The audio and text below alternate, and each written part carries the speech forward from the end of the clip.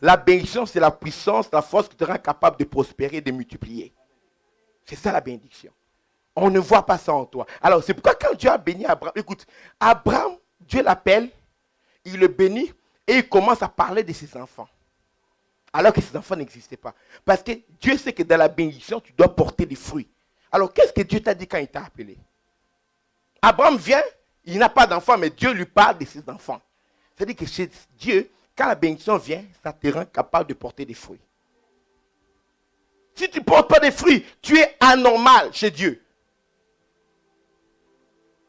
Ça ne peut pas se faire.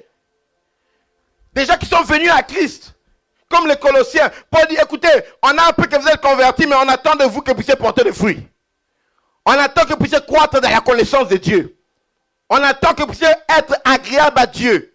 Que vous puissiez comprendre la volonté de Dieu. Ce qui est important, c'est comprendre la volonté de Dieu en toute sagesse et intelligence spirituelle. Comme je vous ai dit le mardi ici, que ce n'est pas avec l'intelligence du monde qu'on connaît Dieu. Amen. Le monde, dans sa sagesse, n'a pas connu Dieu. C'est pourquoi il a prié à Dieu de sauver le monde par la folie de la prédication. Ce n'est pas en allant à Harvard, à la Sorbonne, qu'on apprendra à connaître Dieu. Amen. Le monde n'a pas connu Dieu. Même si les perfections de Dieu sont visibles comme à l'œil nu, quand on les contemple dans ses œuvres, le monde n'a pas connu Dieu. Plus les gens sont des érudits, plus ils étudient, plus ils font des choses tellement bêtes pour certains, on se demande. Dans les pays dits non développés, non civilisés, il n'y a eu aucun village africain, ni aucun village philippin, ni aucun village en Amazonie. Amen. Où on a vu les gens en train de faire des pétitions pour demander d'avoir le droit d'épouser leurs chèvres. En Allemagne, les gens réclament pour avoir le droit d'épouser leurs animaux. De coucher légalement, ce qu'on appelle la zoophilie. Pourquoi il y a qu'ici, là où les gens sont développés, il y a la zoophilie. Les gens couchent avec des animaux. Nous parlons de la pédophilie. Allez dans les quartiers, dans les cités, là les gens font la drogue.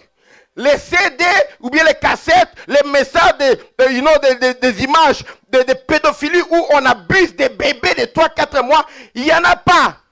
C'est dans les maisons des riches, des ministres, des princes, des érudits, des professeurs d'université qu'on trouve ces réseaux fructueux-là et ils financent cela pour qu'on enlève des enfants. Ce sont les gens qui impressionnent le monde aujourd'hui, je l'ai dit à la télévision, mais ce sont les gens qui font les choses plus pires que les animaux. Parce que dans la connaissance du monde, on ne connaît pas Dieu. L'homme qui ne connaît pas Dieu, la Bible l'appelle l'homme animal. L'homme animal ne peut pas connaître les choses de l'Esprit de Dieu. Parce que c'est spirituellement qu'on en juge. Il ne peut pas les connaître, dit la Bible. Alors tu viens avec tes diplômes à l'église, assis-toi comme un enfant. Qu'on t'enseigne les premiers rudiments de Dieu. La parole douce d'abord, quand tu commences à prendre le lait, après tu prendras la nourriture un peu plus solide. Alléluia. Croissant en Christ. Et également Christ croissant en toi. Il y a croître en Christ et Christ croît en toi. Quand Christ croît en toi, il prend toute ta personnalité. Tu parles, tu agis, tu deviens Christ. C'est comme ça qu'à Antioche, on a appelé les disciples chrétiens. On a vu Christ en eux. Toi qui as déjà vu Christ en toi. À part te parler en langue.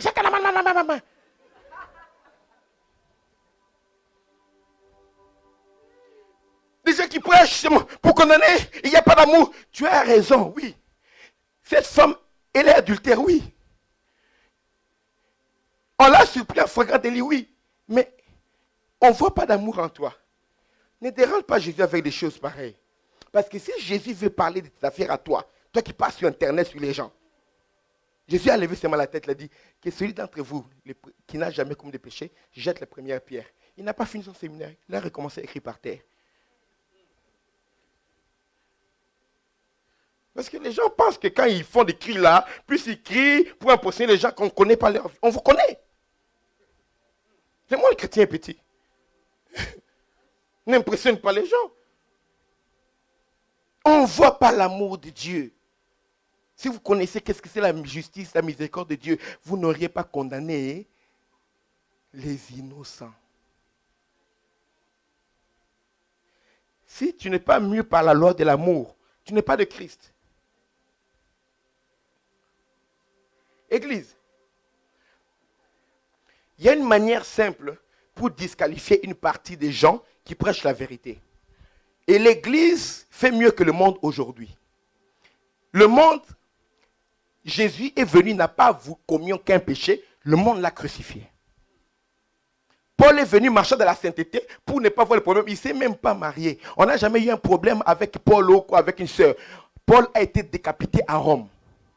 Pierre qui était marié quand même, on a cru que lui pouvait être épargné. On l'a crucifié à Rome, la tête en bas. On a tué Jacques, fils de Zébédée, par l'épée. On a lapidé Étienne, le pauvre Étienne. Ah, Étienne, il était gentil. On a lapidé Étienne. C'est-à-dire que même quand tu ne commets pas le mal, le monde va te lapider. Maintenant, comme le monde n'arrive pas à toucher les pasteurs, le monde a chargé les chrétiens de toucher les pasteurs pour faire taire les hommes de Dieu. Écoutez-moi prophétiquement. Oui, un pasteur là a commis un mal, il a été tombé dans les péchés adultères, et lui là c'était impudique. Il a fait cette impudicité là quand? Depuis des années, et jusqu'à aujourd'hui, toi tu es chrétien, tu continues à lui retenir son péché, donc il ne doit plus tomber. Quelqu'un qui a fait 40 ans de sainteté, et il est tombé. Et après les 20 années qu'il lui reste à vivre encore, il ne doit plus prêcher, toi tu prêcheras à sa place. Comme le monde ne peut plus le faire taire, il y a des pasteurs qui passent sur Internet, il y a des chrétiens qui divulguent ces messages sur Facebook, le pasteur ne doit plus prêcher. Quand Dieu l'avait appelé, est-ce que toi tu étais là? Est-ce que Dieu ne savait pas qu'il allait tomber? J'avais un ami qui parle beaucoup, hein, il aime beaucoup prêcher, il dit, ah, il y a le péché. Je lui ai dit, écoute, le mal du docteur c'est ça. Je lui ai dit, je vais citer certains psaumes que tu n'as plus le droit de lire à partir d'aujourd'hui. Parce que ce sont des psaumes que David a écrits après qu'il soit tombé avec Bathsheba et qu'il a tué Uri, le mari de Bathsheba. Et après, il a écrit ces psaumes-là. Tu n'as plus le droit de lire ces psaumes. David était un adultère et un meurtrier. Et après cela, Dieu a continué à l'appeler l'homme selon le cœur de Dieu. Il a écrit les psaumes. Mais toi, comme tu refuses les autres là, tu n'as plus le droit de lire ces psaumes-là. Il a fermé sa bouche.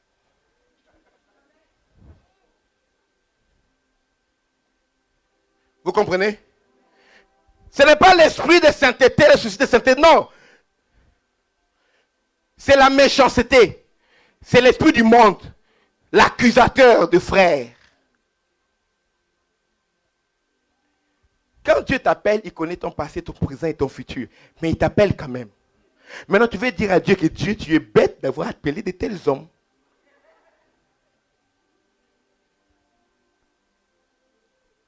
Le problème avec l'Église aujourd'hui, d'où venons-nous et où allons-nous? Quels fruits porte l'Église? Dieu attend de toi que tu portes des fruits. Écoutez, ne dis pas, je suis chrétien. Dès aujourd'hui, tu dois commencer à te considérer comme un arbre. Dis, je suis un arbre. Allons dans Psaume. Psaume chapitre 1er. Verset 1er. Psaume. Ce psaume-là, c'était écrit avant que David tombe dans le péché, ok? On peut lire.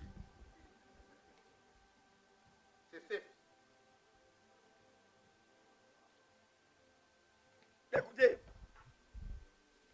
La Bible déclare, heureux qui ne marche pas selon le conseil des méchants, qui ne s'arrête pas sur la voie des pécheurs et qui ne s'assied pas en compagnie des moqueurs, mais qui trouve son plaisir dans la loi de l'Éternel et qui la médite jour et nuit. Il est comment? Il est comme un arbre planté près d'un courant d'eau qui donne son fruit en sa saison et dont le feuillage ne se flétrit point. Tout ce qu'il fait, lui, réussit. L'homme qui marche sur la parole de Dieu, qui ne s'assied pas en compagnie des méchants, qui n'est même pas du monde, qui médite la parole de Dieu, qui la met en pratique. Cet homme est comme un arbre qui porte des fruits. Dis, je suis un arbre qui doit porter des fruits. Que tu le veuilles ou pas, tu es un arbre. Maintenant, il y a des arbres plantés près d'un courant d'eau. L'eau de la parole. Cet arbre-là, leur feuillage ne se flétrit pas. Tu n'es pas que tu es spirituel en janvier, tu deviens charnel en été. Ouh. En été, la spiritualité des gens part en vacances. Jusqu'à ce que l'hiver vient, à cause du climat, les gens sont obligés de couvrir leur corps. Certes, tu deviens spirituel, oui. Mois de novembre à mars, il fait très spirituel. Mais dès qu'il commence à faire chaud, hey! Dieu ne regarde que les cœurs. Nous, on voit quoi? Nous, on voit quoi? Oui, ne vous inquiétez pas. Je vais aller chez les frères. Je ne suis pas misogyne, ne vous inquiétez pas. On a dit les frères aussi. Je laisse d'abord les sœurs. Pour faire mieux, on va mettre les frères d'un côté, les sœurs de l'autre. Écoutez. Heureusement, ici, je ne vois pas ça. J'ai parlé un petit truc, phénomène sur la tenue, ok? J'aime pas trop aller sur la tenue et tout ces gens. Frère, le problème, c'est quoi? La publicité que tu fais, tu portes ton pantalon par terre, là. Et tout, ta culotte est dehors. C'est quoi la publicité? C'est la marque que tu es payé ou quoi? C'est ça. C'est quoi le problème? Et tu viens là aussi, tu montes pour chanter. Des fois, des églises, les musiciens, ils partent et puis ils font semblant de faire monter. Écoute, tu sais bien, il y a plus, dans une ceinture, il y a plusieurs trous. Il y a même des trous qui restent. Toi, tu as laissé pour ça tombe et puis vous, le plaisir, c'est faire monter. Loué. Bien aimé. Et on trouve ça normal.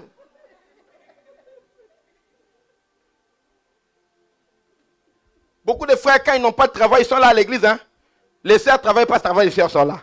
Beaucoup de frères, quand ils n'ont pas de travail, ils sont là à l'église. Dès qu'ils ont le travail, seulement intérim. Hein? Oh non, le pasteur, le travail me prend trop de temps. L'intercession, non. Bien aimé, on a prié pour avoir du travail. Quand le travail est bien, ça dit, Seigneur, bénis-moi pour que je tombe. Tu oublies la source. Quelqu'un qui demeure dans la parole de Dieu est comme un arbre planté près d'un courant d'eau. Quand Dieu nous regarde, il nous regarde comme des arbres. J'ai toujours posé la question. Jésus fait des miracles parfaits. Mais dans Marc chapitre 8, à Bethsaïda, Jésus, quand il a pris l'aveugle, il a sorti dehors. Il a prié pour lui, il a imposé les mains pour qu'il soit guéri. Et il demande à cet homme-là, que vois-tu? L'homme ouvre les yeux, il dit, je vois des hommes comme des arbres en train de marcher. Jésus a dit, non, ça c'est pas bon. Jésus a touché encore une autre fois. J'ai pris ce message-là, second touché. Il a retouché encore cet homme, lui a imposé encore les mains. Il a dit, que vois-tu? Il a dit, maintenant je vois distinctement. Qu'est-ce qui s'est passé? Le miracle que Jésus a fait pour cet homme, ce n'est pas qu'il n'avait pas réussi à lui rendre la vue, mais Jésus l'a donné une trop forte vue, il lui a donné la vision de Dieu. Il a permis à cet homme de voir les hommes comme Dieu les voit. Dieu voit les hommes comme des arbres en train de marcher. Je dis non, je dois te rabaisser. Je te touche encore pour que ta vision revienne au niveau des hommes. Parce que Jésus l'avait amené déjà là-bas, au niveau de la vision de Dieu. Il a dit, je te retouche pour que tu redescendes encore, tu vois les hommes comme les hommes. Amen. Et il a ouvert les yeux, oui. Parce que quand Dieu nous regarde comme des arbres. Les passés que vous voyez là sont des arbres. Si on vous ouvre les yeux comme cet aveugle-là, et l'homme là, regardez, il a vu des arbres secs, mais qui marchaient. Des arbres avec des fruits qui marchaient. D'autres arbres, il n'y a que des feuilles. Il n'y a que des feuilles, comme le figuier que Jésus avait maudit. Il a regardé, il y avait des feuilles. Il s'est approché, mais qu'est-ce qu'il y avait? Il n'y avait aucun fruit. Des figuiers sans fruits. Et même l'auteur essaie de défendre le figuier. En disant, non, c'est normal, Jésus.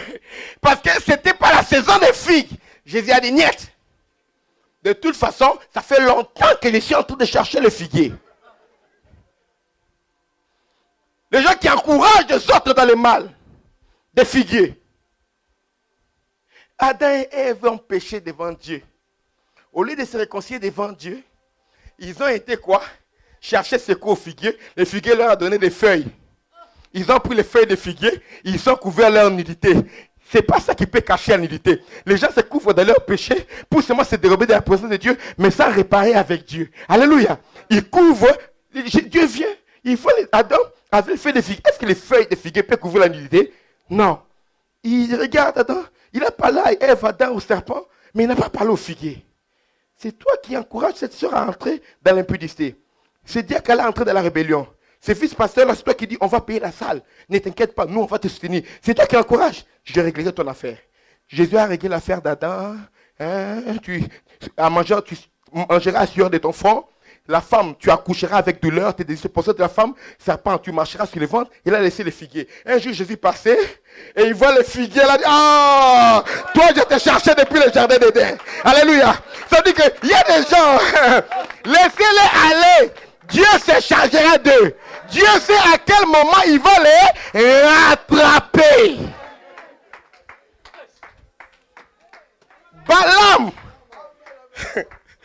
Balaam qui avait incité Balak, il a pris l'argent pour qu'on maudisse le peuple d'Israël. Ça a eu des fruits. Ou quoi qu'il s'en est échappé, non. Un jour, on a fait la révolte. Les enfants d'Israël sont entrés dans la ville où vivait Balaam et on l'a tué par l'épée.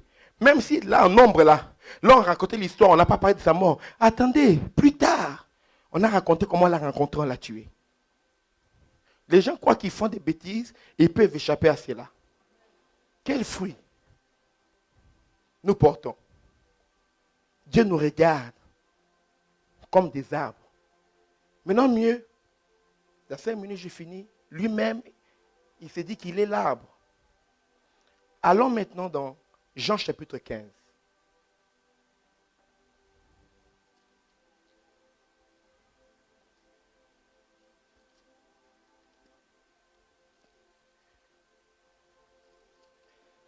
Rapidement, Jean chapitre 15, il me reste 4 minutes. Écoutez ce que dit le Seigneur. On lit vraiment ce verset ensemble avec vous. Partie du verset premier. Ah, ce verset, on est obligé de se tenir debout, s'il vous plaît. Tenons-nous debout. On va lire le verset premier.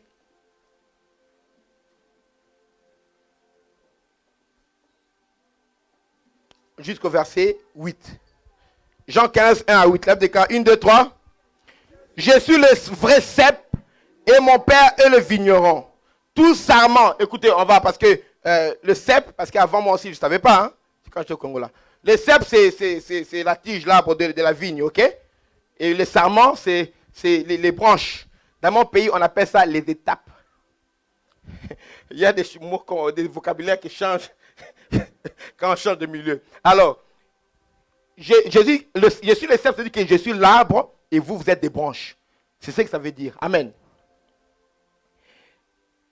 Jésus dit, 1, 2, 3, je suis le vrai cep et mon père est le vigneron. On continue, 1, 2, verset 2 ensemble. Tout sarment qui est en moi et qui ne porte pas de fruits, il le retranche. Et tout sarment qui porte des fruits, il le monte afin qu'il porte encore des fruits. Tu es en Jésus. Amen. Mais tu ne portes pas de fruits. On ne dit pas que tu es dans le monde. Non. Tu es en Jésus. Tu ne portes pas de fruits. Là, quand le Seigneur a dit quoi? Il va faire quoi? Il va te retrancher. Mais les sarments qui portent encore plus de fruits, Jésus lui montre encore, il le soigne encore pour qu'il porte encore beaucoup de fruits.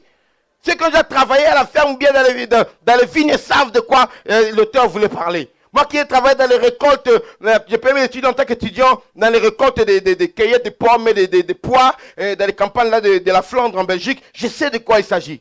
Amen. Comment on peut soigner les arbres pour qu'ils portent encore plus de fruits? Dit tout sarment qui ne porte pas de fruits, il va les retrancher, on coupe la branche. Pourquoi tu uses de la sève du Seigneur inutilement? Tu occupes une place à l'église, comme Jésus parle aux pharisiens. Vous êtes assis à la porte du royaume, vous n'entrez pas et vous empêchez ceux qui veulent d'entrer d'y entrer. Il continue. Verset 3. Déjà vous êtes purs à cause de la parole que je vous ai annoncée. Demeurez en moi, demeurez, c'est pas perdre aller-retour. Demeurez en moi et je demeurerai en vous. Comme le sarment ne peut de lui-même porter du fruit, s'il ne demeure attaché au cep qui est la parole, ainsi vous ne le pouvez pas non plus si vous ne demeurez pas en moi. Jésus c'est la parole. C'est pas en priant avec des larmes aux yeux, Jésus je t'aime, non. Verset 5. Je suis le cep, vous êtes les sarments. Celui qui demeure en moi et en qui je demeure haï, porte beaucoup de fruits. Car sans moi, vous ne pouvez rien faire. Si quelqu'un ne demeure pas en moi, il est jeté dehors comme les sarments. Et il sèche, puis on les ramasse. Non, non. On le jette au feu et il brûle. Tu es déjà en Jésus, tu ne portes pas de fruits, on te coupe, on te jette dehors. Après quoi, on te ramasse pour aller où? En enfer. Merci. Dieu te bénisse. Grandis en prêchant la parole de Dieu. On le ramasse pour l'envoyer où? En enfer. Il n'y a pas d'équivoque quand Jésus parle de feu. Verset 7. Si vous demeurez en moi, que mes paroles demeurent en vous, demandez ce que vous voudrez et cela vous sera accordé. Les gens qui ne demeurent pas dans la parole, qui ne portent pas de fruits, auront difficile de voir leur prière être exaucée. Verset 8. Si vous portez beaucoup de fruits, c'est ainsi que mon Père sera glorifié et que vous serez mes disciples. Ah. Comme le Père m'a aimé. Non, on s'arrête au verset 8. Amen. Merci. Vous pouvez vous asseoir. Si vous portez du fruit, c'est alors que mon Père sera glorifié. Il y a des branches ou des arbres qui ne portent pas de fruits, et il y a d'un côté des arbres qui portent des fruits. Et plus grave encore, il y a des arbres aussi, parmi les arbres qui ne portent pas de fruits, certains ont des fruits en réalité. Mais ce sont des fruits qui ne sont pas utiles pour la personne qui les a cultivés. Il y a des gens qui portent des fruits, ceux qu'on dit qu'ils ne portent pas de fruits, en réalité ils ont des fruits, mais ils ont des mauvais fruits. Des mauvais fruits. Matthieu chapitre 7, verset 17 dit, je lis rapidement pour vous, vous notez ce verset, vous lirez à la maison. Matthieu 7, 17 dit, tout bon arbre porte de bons fruits, mais le mauvais arbre porte de mauvais fruits. Un bon arbre ne peut porter de mauvais fruits, ou un mauvais arbre porter de bons fruits. Tout arbre qui ne porte pas de bons fruits est coupé et jeté au feu. C'est donc à leurs fruits que vous les reconnaîtrez. Matthieu 7, 17 à 20. On te reconnaîtra à tes fruits, pas par tes parler en langue. Alléluia. Pas par tes parler en langue. Colossiens dit, portons des fruits en toute forme de bonnes œuvres. Paul dit, dans Éphésiens, chapitre 2, verset 10, de quoi? Il déclare, étant créés en Jésus pour des bonnes œuvres que Dieu a préparées d'avance afin que nous les pratiquions. Nous avons été créés en Christ et Dieu a préparé des bonnes œuvres qui doivent être nos fruits, que nous devons pratiquer. Alors, au moins, Dieu ne regarde que le cœur. Nous, on regarde le fruit que tu portes. Amen. Si Dieu voit le cœur, il voit encore plus pire que ce que nous voyons. Amen. Nous ne connaissons pas ce qu'est le cœur des gens. Jésus a dit, écoutez, pour que les gens ne vous mentent pas, je vais vous montrer comment connaître ce qu'il y a dans le cœur des gens. D'abord, pour savoir ce qu'il y a dans le cœur de quelqu'un, observe ses lèvres. Car c'est de l'abondance du cœur que la bouche parle. Et si tu veux connaître ce qu'il y a dans le cœur de quelqu'un, regarde ses actes. Regarde quel fruit. Amen. La Bible déclare que l'homme, je vous ai parlé, que le méchant abandonne sa voie et l'homme d'iniquité, ceux qui commettent l'iniquité là, abandonne ses mauvaises pensées. La Bible déclare que l'homme et telles sont les pensées de son cœur. Donc chaque personne, c'est que tu vois quelqu'un dire souvent ou faire souvent, c'est ce qu'il y a dans son cœur. Oh, je ne voulais pas mal insulter, moi j'aime pas, je voulais insulter, mais il m'a énervé. Et puis tu es un peu un gros. Bien aimé, ton cœur est rempli de ces mauvaises choses. Les fruits que tu portes, les habitudes que tu as, les actes que tu poses, reflètent. Ayant été créé en Jésus, pas pour les prophéties que Dieu a préparées pour que nous puissions prophétiser. Nous n'avons pas été créés pour les prédications que Dieu a préparées. Nous avons été créés pour des bonnes œuvres que Dieu a préparées afin qu'on les pratique. On a trop de prédicateurs maintenant, peu de disciples. Si quelqu'un demeure en moi, il a dit, il sera mon disciple. Ah, il est déjà en toi. Comment? Ce n'est que quand il demeure qu'il devient ton disciple. Parce que Jésus a dit, tout disciple accompli est égal à son maître. Quand tu demeures en Christ, le caractère, les habitudes, la vie de Christ commence à prendre vie en toi. Ceux qui te rencontrent Jésus-Christ. Le fruit de la justice, de l'amour, de la bonté. Tout ce que tu fais doit prospérer en Dieu. Pas l'argent, parce qu'il y a des vendeurs de drogue qui font plus d'argent que nous. S'il faut la bénédiction, alors ces gens-là, on peut dire qu'ils sont bénis plus que nous. Il y a les musulmans avec le pétrodollar. Ils n'ont pas le Dieu que nous prions, mais l'argent, ils jouent avec l'argent. Mais c'est les bonnes œuvres qu'un homme charnel ne peut pas produire. Il a dit, Jésus a dit, tout bon arbre produit de bons fruits. Quand vous êtes dans la confusion, observez les fruits, vous connaîtrez ce que c'est que l'arbre. Si un arbre porte de bons fruits, c'est que c'est un bon arbre. Aucun bon arbre ne peut porter de mauvais fruits. Aucun bon chrétien ne peut porter de mauvais fruits. Bien aimé, ce qui sort de ta bouche nous scandalise, ma soeur. Ce qui sort de ta bouche, mon frère, nous scandalise. Dès que tu arrêtes de prêcher là, tu nous scandalises. Ta vie, frère, nous scandalise. Ta vie nous scandalise. Il n'y a aucun amour. Quand tu arrêtes de prédire les versets bibliques, tu n'es pas le premier à se réciter les versets. Après avoir récité les versets là, tu nous scandalises. Tes collègues de travail, quel est le fruit qu'ils voient en toi? Tes cousins, tes cousines, d'autres ne peuvent même pas venir dans cette église-là où tu pries. Parce que de toutes les cousines-là, toi qui pries, c'est pourquoi les gens disent, les gens qui prient, des fois, ils ont un mauvais cœur. Non, ils n'ont pas un mauvais cœur. C'est les gens qui portent des mauvais fruits. Paul dit, quand vous étiez dans le monde, quels fruits portiez-vous alors? Les fruits dont vous rougissez à présent. Le problème, c'est quoi? Il y a des gens, les fruits qu'ils portaient quand ils étaient dans le monde, c'est les mêmes fruits qu'ils continuent de porter quand ils sont à l'église. Aucun changement. On doit avoir, même le monde lui-même qui est païen, il s'est divisé en deux. Avant Jésus et après Jésus. Mais toi, on ne voit pas de différence. Avant Jésus et après Jésus, c'est pareil. Tiens-nous debout, nous voulons prier.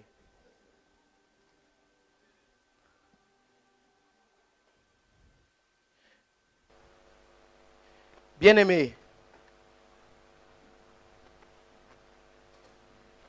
nous avons été créés en Christ Jésus pour des bonnes œuvres que Dieu a préparées afin que nous les pratiquions.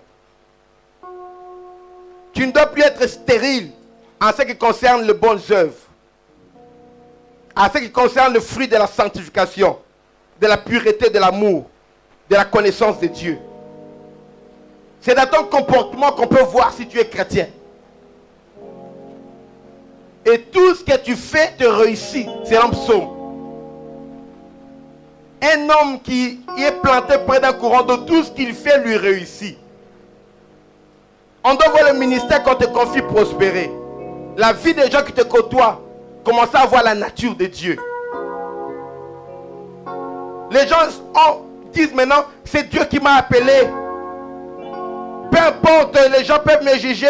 Je m'en fous, c'est Dieu qui me connaît. Bien aimé, si d'abord le monde nous juge, Dieu qui est plus grand. Si notre conscience nous juge, Dieu qui est plus grand que notre conscience, le jugement de Dieu sera encore plus sévère.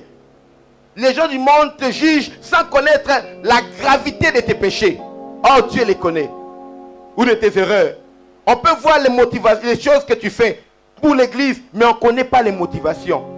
On te voit ramener cette sœur toujours après la prière. Elle croit que tu es en train de l'aider. Mais or que toi, tu as des mauvaises pensées derrière la tête. Quel fruit portez-vous? Dieu te regarde comme un arbre aujourd'hui. Si on nous ouvrait les yeux comme cet aveugle, quels sont les fruits qu'on verrait en toi? Rentre en toi-même. Dis Seigneur, aide-moi à porter des fruits dignes de toi. Jean-Baptiste avait dit, produisez des fruits dignes de la repentance et ne prétendez pas, ne clamez pas que vous avez Abraham pour père. Produisez des fruits dignes des chrétiens, dignes d'enfants de Dieu, dignes des ministres de Dieu. L'amour de Christ, la vie de Christ, la bonté, la miséricorde, la justice, la sainteté. C'est ce qui doit vous motiver. Pas un esprit de dispute, un esprit de querelle, de haine, de rébellion. L'esprit du monde, des fruits de la rébellion, sémés par les fils de la perdition. Quel fruit tu portes dans la société? Le monde veut voir les fruits. Je dis, si vous demeurez en moi et que vous portez des fruits, c'est alors que je serai glorifié. Mon Père sera glorifié. Le nom de Dieu n'est pas encore glorifié dans ta vie parce que les fruits ne sont pas encore là. Que chacun de nous prie pendant cette minute au nom de Jésus. Selon ce que tu as entendu de la parole, ce que le Seigneur t'a révélé, ce qu'il t'a reproché, ce qu'il t'a parlé. Le prédicateur annonce, mais le meilleur enseignant c'est le Saint-Esprit. Le Saint-Esprit que tu as reçu de Dieu va t'enseigner au-delà de ce que nous avons parlé ici. Parce que Dieu t'a appelé pour porter des fruits. Dieu t'aime. Parce que de tous les habitants de la terre, Dieu parmi ceux qui avaient cru. Vous avez cru à ta volonté, vous avez cru à ta révélation, qu'il est le Fils de Dieu. Alors en Christ, tu as été créé. Tu es un homme nouveau. Dieu est appelé à porter des fruits. Demande à Dieu, je me suis égaré. J'ai été sec. J'ai été improductif. Humblement, je reviens à cause de ce message. Je vais être une église, un chrétien, selon ta volonté et portant des fruits au nom de Jésus.